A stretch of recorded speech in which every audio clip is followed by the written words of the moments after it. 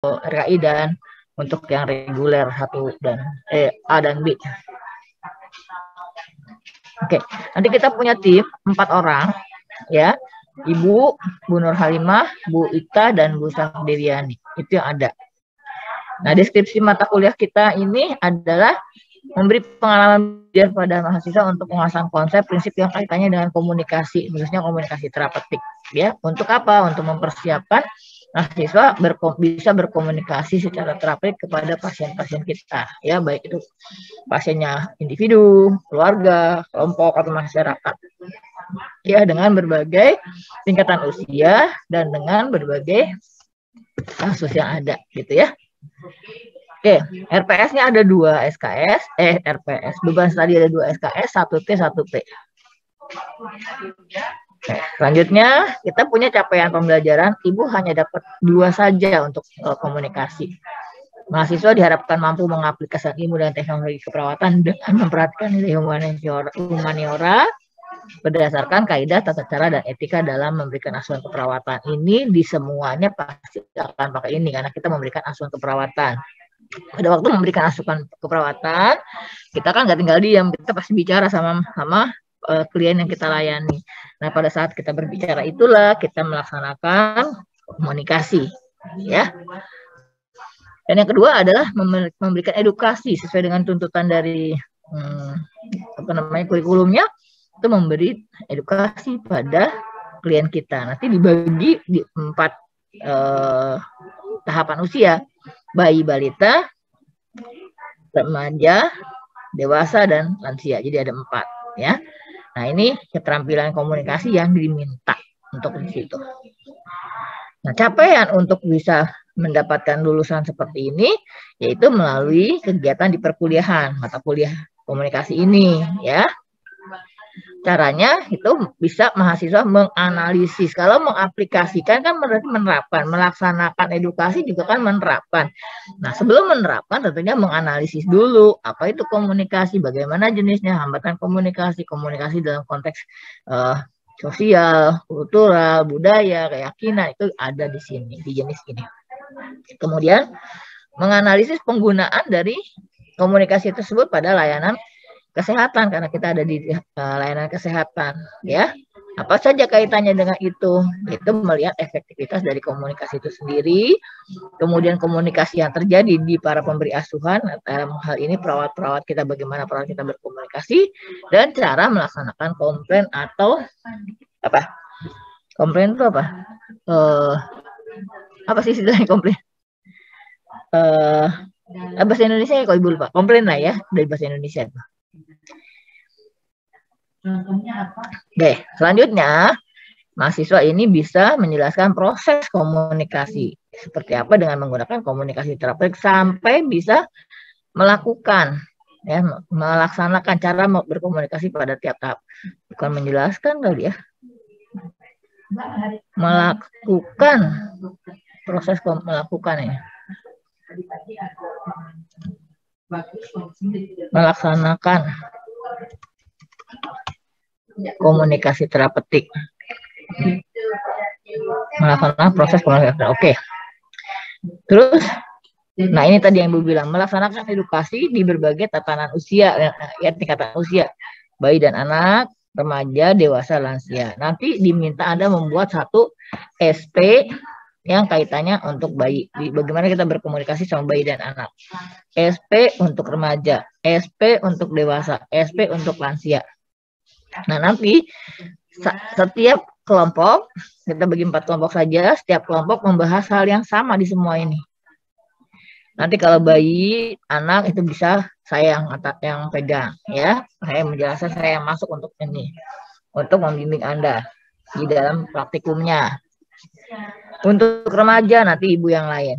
Terus dewasa juga nanti ada satu ibu. Jadi satu topik ini, satu tingkat usia, ada satu pembimbingnya, gitu ya. Nah, mengkomunikasikan dan menerapkan prinsip-prinsip saat melakukan edukasi.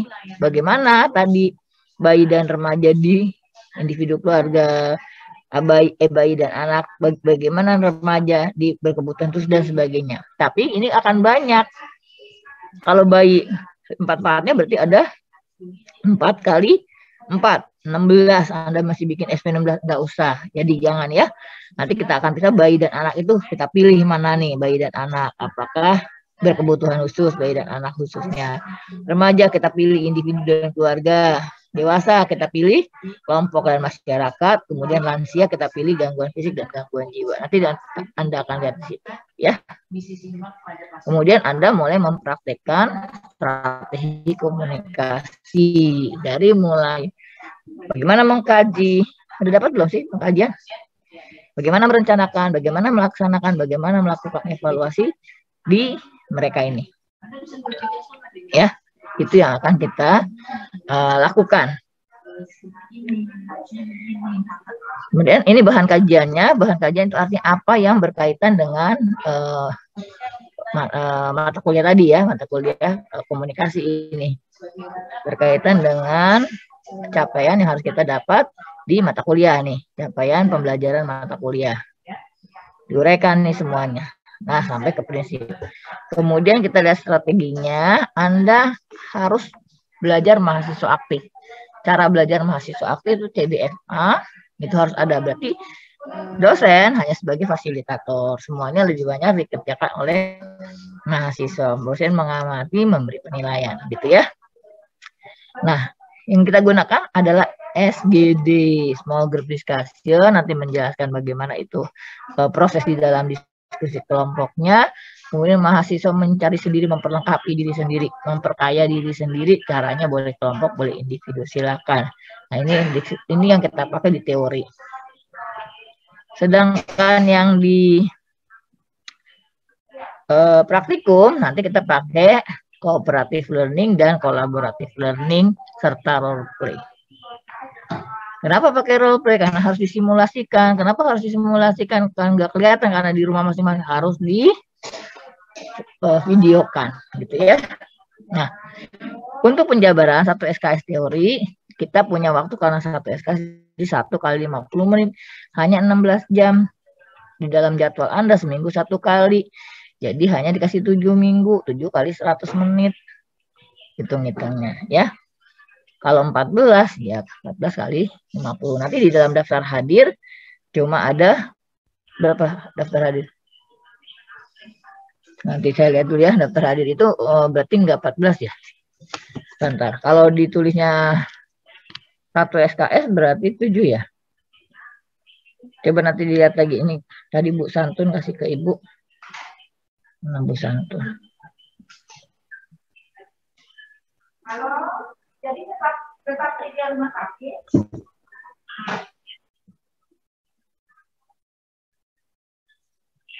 Oh, bukan Ibu Eka ini. Ya, ini yang harus kita lakukan. Nanti Ibu kasih lengkapnya untuk teori maupun praktik. Nah, untuk RKI sendiri, teorinya sudah pada jam-jam teori sekarang di hari Selasa ya. Nggak berubah ya, hari Selasa terus sampai akhir. Tapi kelasnya itu ada, praktikumnya ada di 16 sampai 20 Mei.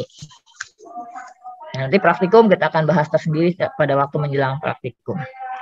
Nah, evaluasi ini belum Ibu rinci, ini makanya belum bisa dianggap selesai. Tapi ini sudah bisa diperhatikan. Bentar. Ini tata tertibnya, mahasiswa harus aktif pada proses kelompok, role play, dan pembuatan video. Kemudian mengamati, menganalisis, dan mengevaluasi. Kalau tadi, misalnya anak dan remaja, komunikasi edukasi pada anak dan remaja, itu untuk 4 kelompok semuanya sama, ya 4-4-nya sama, tapi belum divideokan. Ya, pada remaja juga sama, 4-4-nya membahas yang sama, belum divideokan, tapi masing-masing kelompok sudah membuat skenario. Jadi nanti masing-masing kelompok punya skenario-nya 4. Tapi dipilih lagi dari yang 4 mana yang harus divideokan. Gitu aja. Ya. Berarti Ibu nanti punya 4 kali 4, 16 skenario. Ya, 4 kelompok kali 4 tahapan usia. Berarti 16. Nah, nanti dari tiap kelompok yang 4 itu dipilih. Kelompok 1 misalnya milihnya anak, kelompok 2 milihnya remaja dan seterusnya. Silakan dikocok boleh apa bagaimana terserah kalian gitu ya. Tapi berarti Ibu punya skenario 16, videonya ada 4 saja. Oke. RKI berarti jamnya salah ya. Ibu ganti ya. Kasih merah dulu. Ini jamnya salah semua. Aduh. Kalau Selasa berarti Ibu kehilangan 1 hari ya di RKI. Selasa kita libur. Nih. Ini Selasa siapa yang harus masuk? Bu Nur Halimah. Nanti dikontak aja Bu Nur Halimah. Karena Selasa libur ini Imlek nih kalau nggak salah di Selasanya. Ya. Karena Imlek Selasa hanya waktunya 100 menit. Silakan kontak Bu Nur Halimah. Apakah berkenan untuk masuk di materi ini? Karena nggak punya waktu lagi. Ya, itu Ibu kasih warna merah-merah nih, beda. Nah, untuk hari ini Ibu akan melihat tentang analisis konsep dasar komunikasi. Apa saja yang dilihat ini. Ya. Nah, Ibu yang akan bahas. Kemudian Bu Nur Halimah di berikutnya, analisis komunikasi dalam pelayanan kesehatan. Nih, yang akan Bu Nur Halimah sampaikan. Setiap mahasiswa nanti dapat tugas dari ini, ya, bukan setiap mahasiswa, setiap kelompok deh. Khusus di materi Ibu, ini dapat tugas untuk mencari jurnal, melihat ini semua, ya. Nanti buat rangkumannya. Nanti serahkan ke Ibu. Ini. Nah, khusus untuk Ibu, kalian diminta tiap kelompok membuat soal 3. Dari 3 jenis 3 ini, bikinkan Ibu soal 3 tiap kelompok. Jadi kalau ada kelompok yang 4, berarti Ibu dapat 12 soal. Dengan lembar jawabannya. Dengan jawabannya, kunci jawabannya. Gitu ya. Khusus untuk Ibu, untuk yang lain Ibu belum tahu. Masing-masing dosennya beda. Oke, kemudian nanti Bu Sri Juwita, Bu Ita itu menjelaskan tentang proses komunikasi terapeutik. Nah, setelah nanti Bu ganti ya, jamnya berubah juga. Setelah mendapat penjelasan tentang ini, dengan materi yang sama, baru kita masuk ke tim dosen. Di sini Anda mulai menyusun strategi.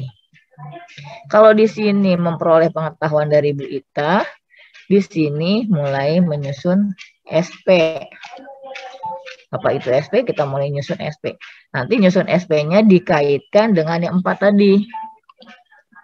Ya, yang anak dan balita, kemudian bayi dan anak, remaja, kemudian dewasa, dan juga dengan lansia. Anda bikin dulu bagaimana sih caranya membuat SP. 1 saja, nggak usah banyak-banyak. Nah, ini akan turun dosennya 4-4-nya. Boleh misalnya nanti komunikasinya itu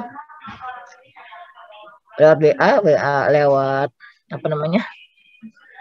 lewat Zoom, boleh. Mau di breakout room silakan. Tapi nanti ketemu ke 4 dosennya untuk minta pengarahan tentang strategi komunikasi. Gitu ya. Nah, kita akan ujian tengah semester di tanggal 21 nih, kalau nggak salah sama semua tanggal 21. Ya.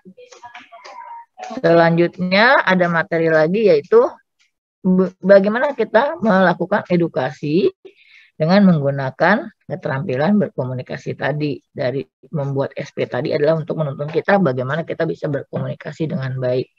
Nah, nanti akan masuk Ibu Safdewiani untuk menjelaskan itu.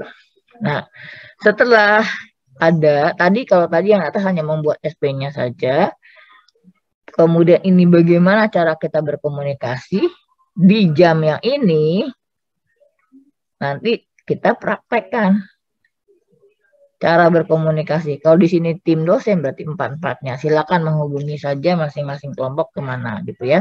Nanti si Pen boleh bantu. Untuk kelompok 1 misalnya ke Ibu, kelompok 2 ke sini, silakan bikin seperti itu. Ya. Sehingga nanti jelas, ini kan ada 4 topik, berarti 4 kelompok. Bagi-bagi saja oleh kalian, siapa kelas berapa. Untuk dibimbing, supaya bisa menghasilkan 1 SP.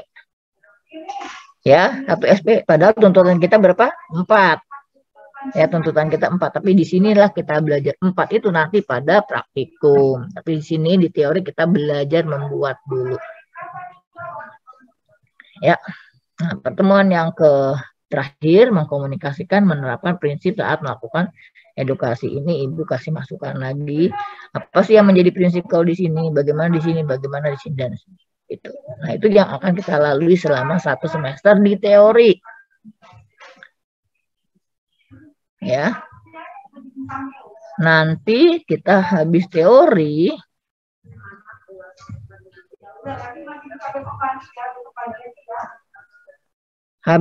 kita akan masuk ke praktikum. Nih, praktikum itu harus tuntas. Jadi, di jam pertemuan hari Senin, 1 kelas itu semua membahas tentang edukasi pada pasien, pada bayi dan anak berkebutuhan khusus. Yang menjadi penanggung jawabnya Ibu. 4 kelompok itu di bawah kendali Ibu. Ya, di sini. Ini pertemuan 1, nanti penjelasan tentang praktik ada sendiri ya. Jam pertama, jam kedua, jam ketiga, jam keempat, sampai jam 18. Pada prakteknya sih nggak sampai seperti itu. Hanya nanti Anda jalankan seperti itu di dalam kegiatan praktek Anda. Boleh terserah kelompok, kalau semakin cepat kelompok membahas makin baik gitu ya, selesai lebih dulu. Di hari Selasa pembahasannya berbeda lagi.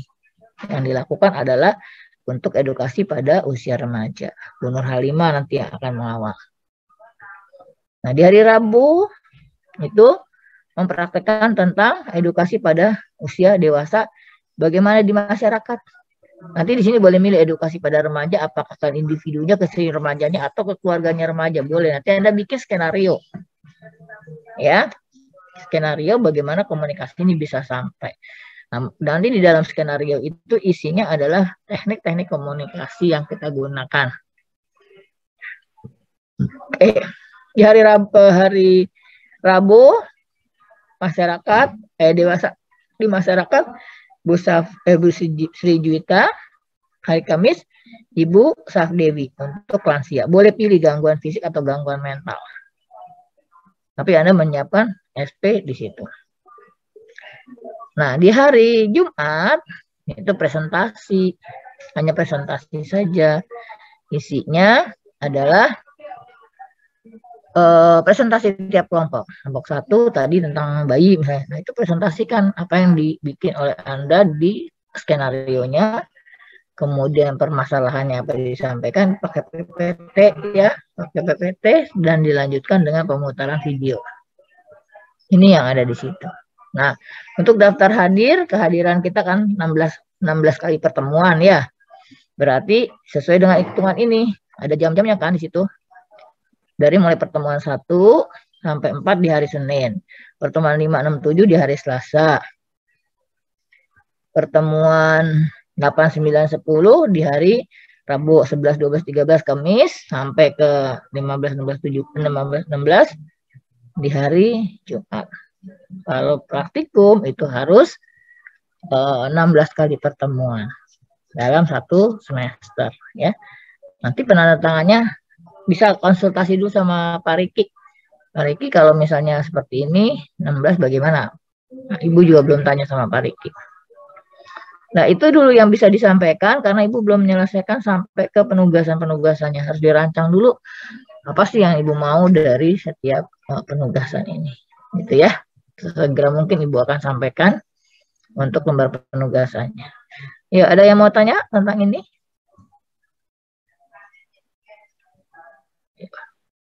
Silakan kalau mau tanya.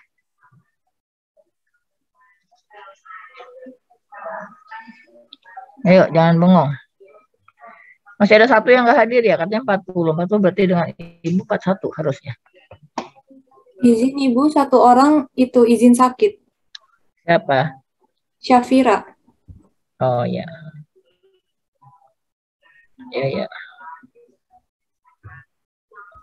Iya.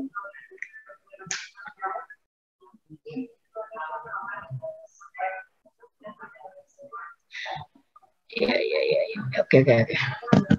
Penjelasan tentang pengisian daftar hadir sudah tahu ya, sudah paham ya? Sudah belum? Sudah, Ibu. Nanti ada tanda tangan setiap dosen di bawahnya ya. Tapi mahasiswanya lengkapi dulu, Ibu juga belum tanda tangan ya kemarin. Oke, kalau nggak ada lagi, Ibu bisa lanjut dengan penjelasan Ibu sekilas. Sorry. Ibu share screen lagi ya. Nah, ini dasar banget. Semua juga pasti sudah tahu bagaimana itu komunikasi ya. Konsep dasar komunikasi ada 2 orang atau lebih, di mana nantinya ada orang yang satu sebagai komunikator dan satu lagi sebagai komunikan yang memberi pesan dan yang menerima pesan.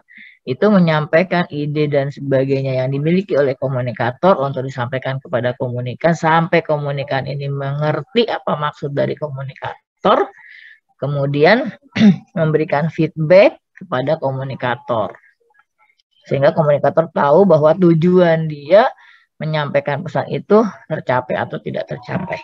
Nah, dalam proses komunikasi ini ada hambatan-hambatannya, banyak macam hambatannya.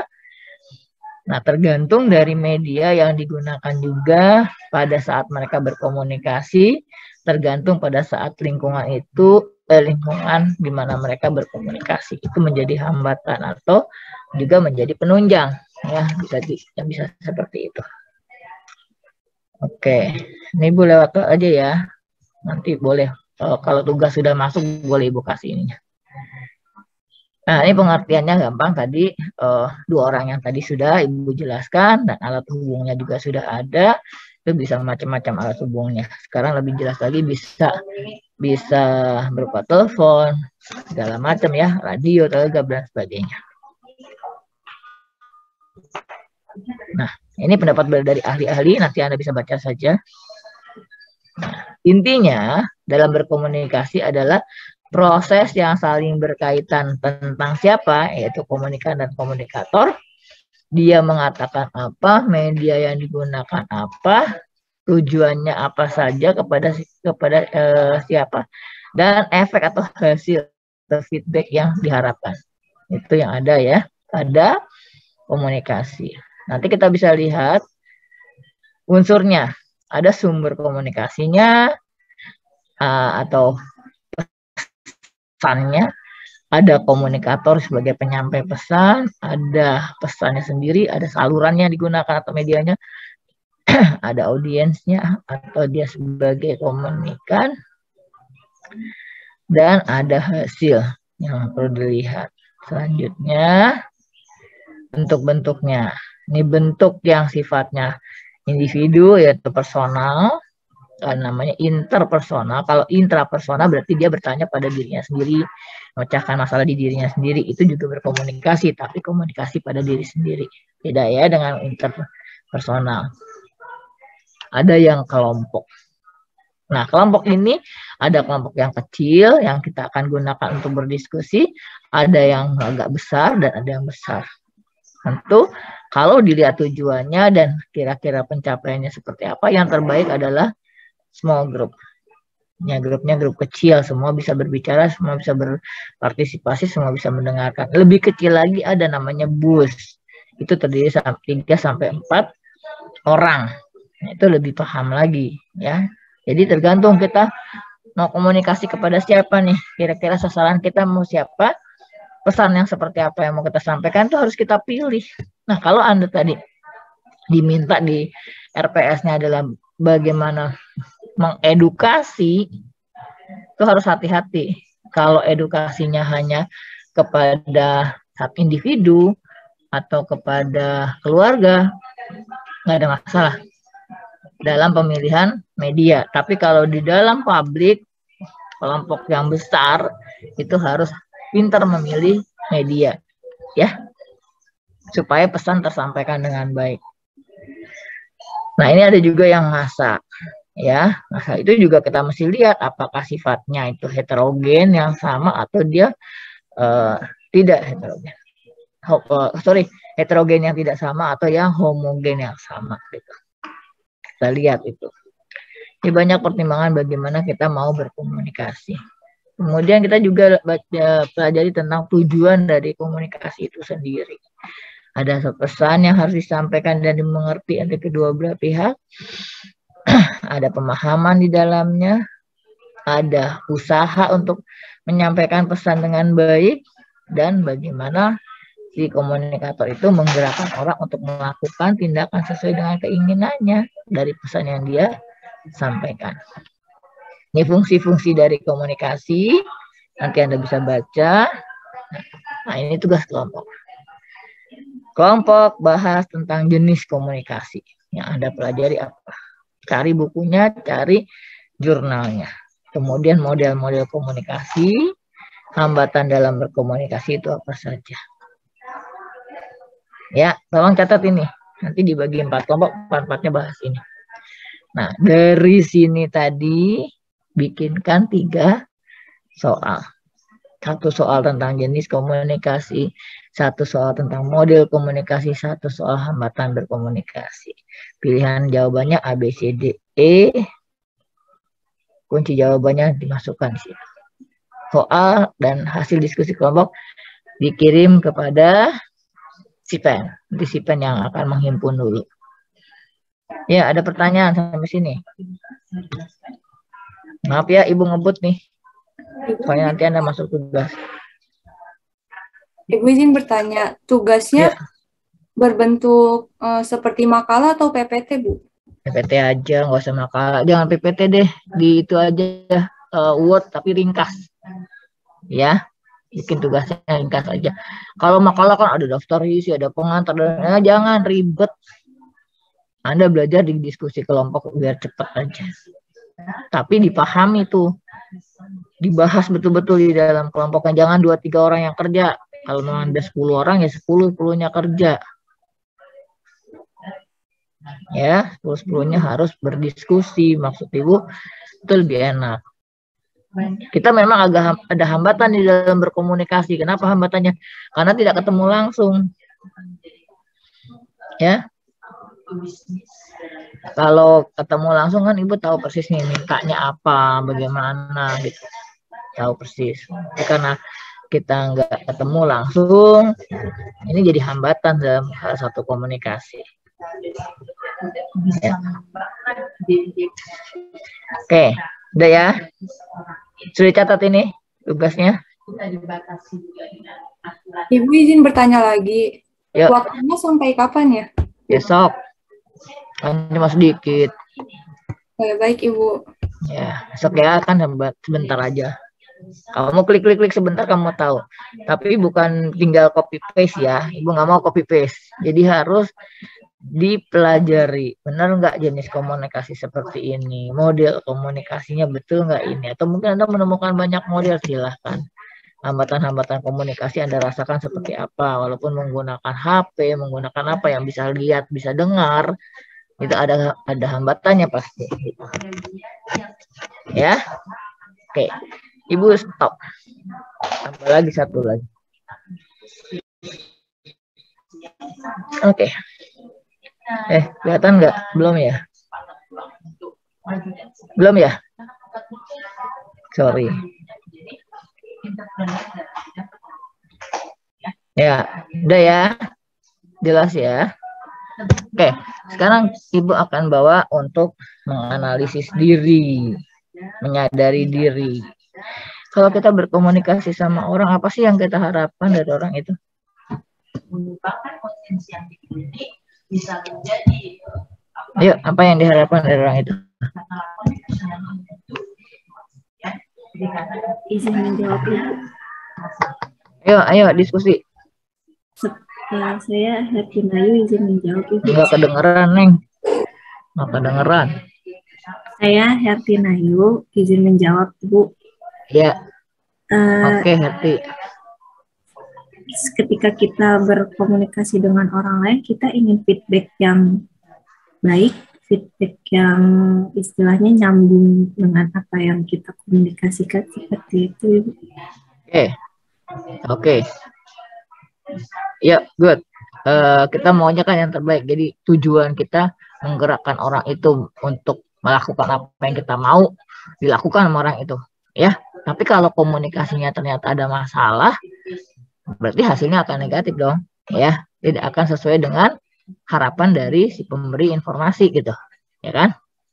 Nah, oleh karena itu untuk menghindari hal yang kita tidak inginkan, kita harus analisis diri kita sendiri. Karena kita sebagai pembawa pesan, pesan yang mau kita bawa itu harus tersampaikan dengan baik kan gitu, ya.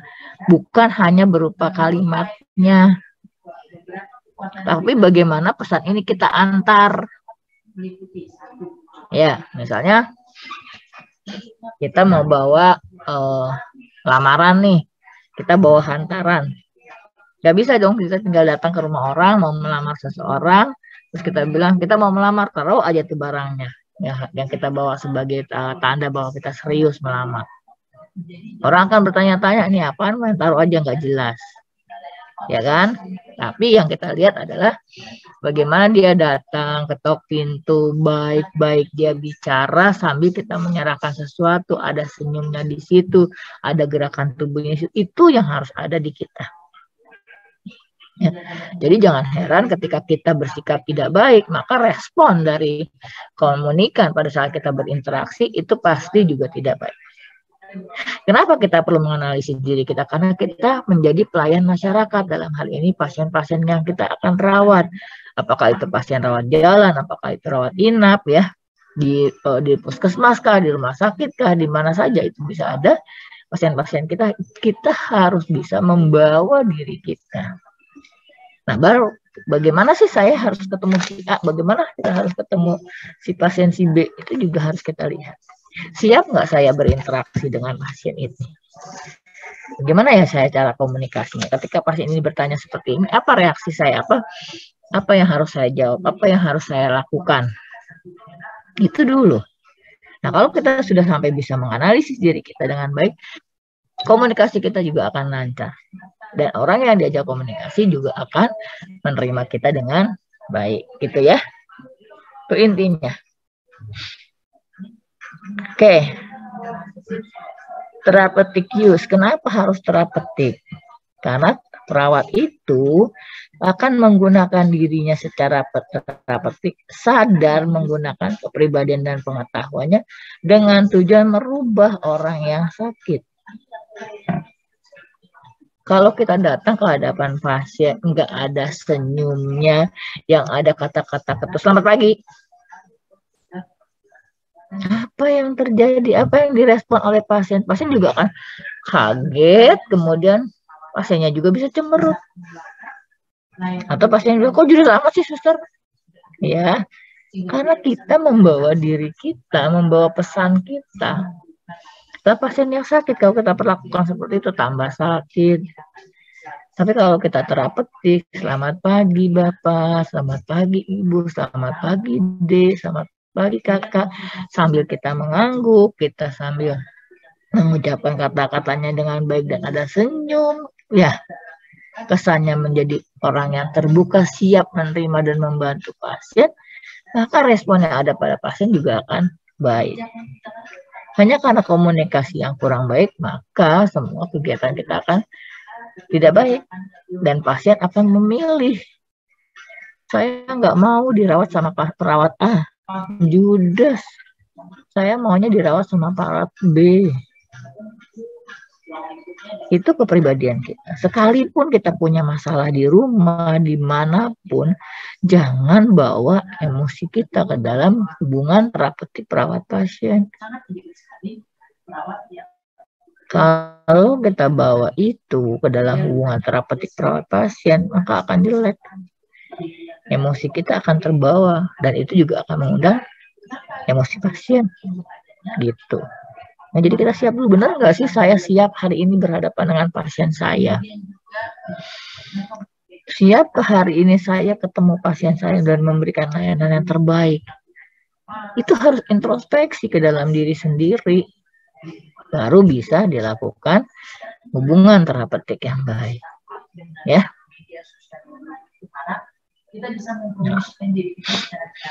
Nah, pada saat kita melakukan hubungan terapeutik, itu kita melibatkan komunikasi verbal dan non-verbal. Coba kita dengarkan sendiri kata-kata yang muncul dari kalimat kita. Enak gak sih kalau kata-kata itu kita terima? Karena itu yang akan kita ucapkan ke pasien. Kalau kita saja tidak akan terima diberi kata-kata yang seperti itu, bagaimana pasien kita yang sakit kita kasih kata-kata yang tidak baik? Itu dari kata-kata. Kemudian dari nonverbal, bahasa tubuh kita. Bahasa tubuh itu juga mencerminkan kita tuh siap atau tidak siap berhadapan dengan pasien. Itu juga mencerminkan kita mau menolong pasien atau tidak, atau dengan berat hati. Itu akan terbaca. Jadi kita hadir di dalam pelayanan kita, hadir secara utuh diri kita dari bahasa tubuh kita dan juga komunikasinya. Ya. Nah, di sini yang harus kita bedakan adalah kita tidak membawa komunikasi sosial di dalamnya, tapi kita membawa komunikasi terapeutik, komunikasi yang memberi pengobatan. Dari komunikasi saja itu persentase kesembuhan pasien tinggi. Nah, kalau kita merubah komunikasi terapeutik ini menjadi komunikasi sosial, maka yang terjadi adalah hubungan sosial, hubungan kekeluargaan, hubungan kekerabatan. Dan ini akan jadi masalah kemudian ketika kita melepaskan pasien untuk pulangkah, atau untuk kitanya yang pergi pindah ruangan, atau pada saat pasien menemui ajal dan akan meninggal. Itu emosi nanti akan muncul di situ. Pasien tidak mau ditinggal oleh perawatnya karena sudah terjalin hubungan sosial yang dalam. Ya, pasien menanyakan nomor telepon kita, pasien main ke rumah kita. Jadi secara pribadi juga ada gangguan nantinya kita. Tapi kalau komunikasi terapeutik yang kita terapkan, kita punya batasan, kita punya kontrak yang jelas bahwa Anda adalah penerima layanan, saya adalah pemberi layanan. Batasan itu jelas, kontraknya jelas ketika kita berkomunikasi dalam waktu sekian lama, yang mau dibicarakan adalah ini, kemudian tempatnya adalah di sini. Jadi kita punya batasan, pribadi kita tidak terlalu masuk ke dalam pribadi pasien juga sama tidak terlalu masuk ke dalam pribadi kita. Nanti kalau Anda sudah mengkaji, mendengarkan keluhan pasien, pasiennya nangis, sedih, Anda ikut nangis senggugukan juga nggak bagus. Karena kita diharapkan bisa mengendalikan emosi kita. Kita bisa masuk kepada empati saja, tidak sampai simpati. Itu yang membedakan komunikasi terapeutik dan komunikasi yang sosial. Jadi harus digarisbawahi kita melakukan komunikasi terapeutik, bukan komunikasi sosial. Kalau dari gambarnya kan gini. Ini pasti dia akan pulang, sudah siap dibawa atau akan pindah ke tempat lain, tapi ketemu perawat yang sudah pernah merawat dia, atau dokter yang sudah merawat dia. Saya nggak tahu ini perawat apa dokter.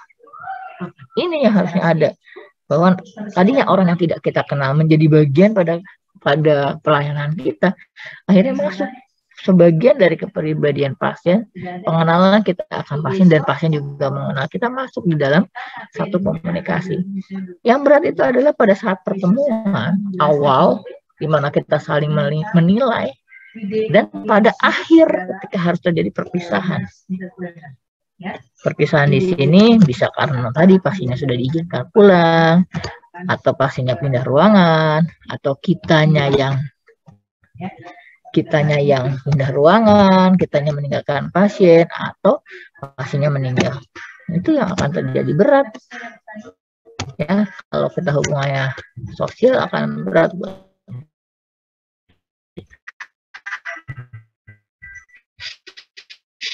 Ya. Nah, teknik dalam terapeutiknya adalah empati. Ingat, kita nggak boleh sampai ke simpati.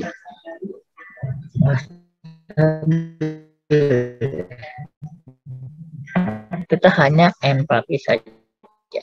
Kemudian kita menerima Gerakan tangan kita, gerakan kaki kita juga menunjukkan bahwa kita menerima kehadiran pasien. Kalau kita ngomong, iya Bu, nggak apa-apa, tapi tangan kita sedekap di tengah-tengah, berarti kita menutup diri kita untuk pasien. Padahal kita harusnya membuka diri kita untuk memberikan layanan pada pasien. Nah itu masuk di sini. Kemudian kita menghargai pasien. Bagaimana cara menghargai pasien? Gimana sih kita paham tentang diri kita? Ya, bagaimana kita bisa menilai diri kita? Bagaimana kita bisa menemukan diri kita? Tentunya kita berkaca. Siapa kaca kita? Siapa cermin kita? Kalau cermin biasa kan nggak bisa menjawab. Cermin ajaib, siapakah aku ini? Nggak akan ada jawaban. Itu kan dalam cerita. Tapi cermin kita adalah orang lain yang ada di samping kita atau di depan kita. Orang yang kita ajak bicara. Dia akan berespon ketika gini. Kamu tuh bicara sama saya, kamu matanya seolah-olah ke saya, tapi kamu pikirannya kemana-mana. Kebaca, kelihatan. Gitu, ya. Kenapa seperti itu? Karena pada waktu kita berinteraksi, kita menatap. Kita tersenyum, kita memperhatikan. Bener nggak sih aku fokus pada orang yang diajak bicara? Karena kita nggak tahu, kalau lihat di sini kan kucing, dia begitu bercermin, dia sebenarnya adalah singa. Anda baik-baik sebenarnya dalam hati Anda mungkin nggak baik-baik. Atau Anda dianggap sangat jahat, tapi sebenarnya hati Anda sangat lembut. Yang tahu hanya diri kita dan orang yang mau memberikan evaluasi terhadap diri kita. Ya. Nah, kumpul apa lagi?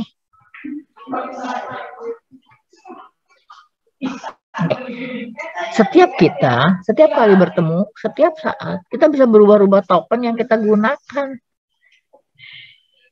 Kita tahu topeng-topeng kita. Nah, itu yang harus kita hindari adalah perilaku negatif kita yang menguasai kita, sehingga tidak ada respon-respon positif yang keluar pada saat kita berbicara dengan orang lain.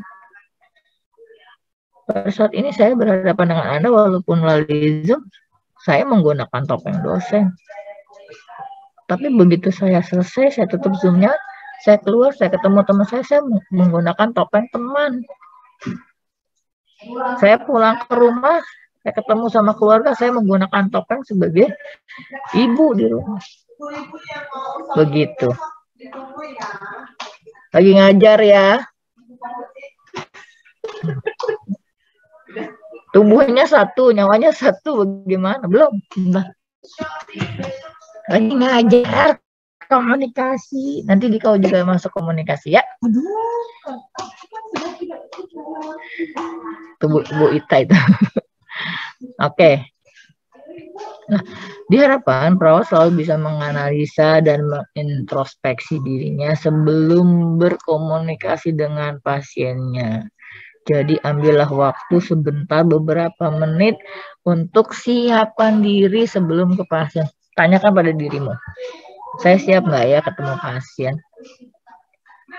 Kalau dari rumah sudah bawa persoalan, dari rumah sudah hatinya tidak senang, tidak enak, di wajahnya sudah ada guratan kemarahan yang ditahan. Jangan coba-coba berhadapan dengan pasien. Pasti pasien juga akan merasakan ada ketidaknyamanan yang Anda tebarkan pada dia. Ya, tapi kalau Anda senang, happy, selamat pagi Bapak, Ibu, Kakak, Adik. Suara Anda riang, senyumnya ada, matanya bercahaya.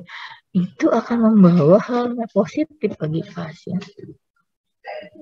Kalau saya ketemu, Bu, ternyata saya nggak bisa nih, saya lagi ada persoalan, pusing deh, tanya pada dirimu, memang tidak sanggup, serahkan pada temanmu. Aku hari ini nggak siap deh berhadapan dengan pasien, boleh nggak aku digantiin ke pasien? Pasiennya si ini, tapi aku nggak sanggup deh, sedang ada masalah nih, hatiku lagi nggak enak. Nggak ada masalah kok, teman juga pasti akan membantu. Ya, oke. Nah, ini elemen-elemen penting yang harus Anda pelajari. Nanti Anda baca aja ya. Di sini Anda harus punya kompetensi sadar, tahu kemampuan Anda, jangan ambil yang melebihi kemampuan. Dan Anda diharapkan bisa menjadi pendengar yang baik, bukan sebagai pembicara yang baik. Jangan menguasai pasien dengan berbicara terus, tapi jadilah pendengar yang baik. Kadang susah kan menjadi pendengar yang baik. Semuanya inginnya dia yang tahu, dia yang jelaskan, dia yang mendominasi. Itu nggak bisa. Makanya kita harus menjadi pendengar yang baik. Membiasakan diri untuk baik. Ini perlu diolah oleh dirinya sendiri. Nanti pribadinya yang membentuk seperti itu. Gimana di karakter?